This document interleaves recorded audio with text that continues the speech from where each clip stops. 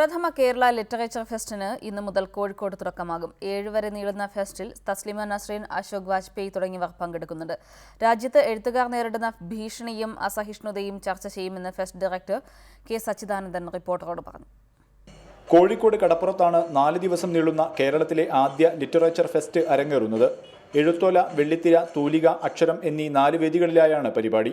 തസ്ലിമ നസ്രീൻ, അശോക് വാജ്പേയി, ആനന്ദ് തുടങ്ങി കേരളത്തിനകത്തും പുറത്തുമുള്ള നിരവധി സാഹിത്യകാരന്മാർ വിവിധ സെഷനുകളിൽ പങ്കെടുക്കും.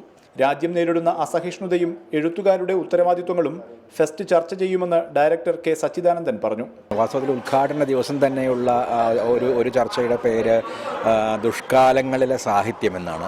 ഇത്തരം ഒരു കാലത്ത് എന്താണ് സാഹിത്യം ചെയ്യേണ്ടത്, എന്താണ് സാഹിത്യകാരൻ്റെ കർത്തവ്യം, അതിൻ്റെ നിയോഗം എന്താണ് എന്നുള്ളൊരു ചോദ്യമാണ് പ്രധാനമായിട്ട് ആ ചർച്ചയിൽ വരുന്നത്. പിന്നീട് വരുന്ന അനേകം ചർച്ചകളിൽ ഈ വിഷയം ഇവിടെ ഉയർത്തപ്പെടുകയും ചർച്ച ചെയ്യപ്പെടുകയും ചെയ്യുന്നുണ്ട്. ഇന്ന് വൈകിട്ട് 5:30 നടക്കുന്ന ഉദ്ഘാടന സമ്മേളനത്തിൽ മന്ത്രി തിരുവഞ്ചൂർ രാധാകൃഷ്ണൻ പങ്കെടുക്കും.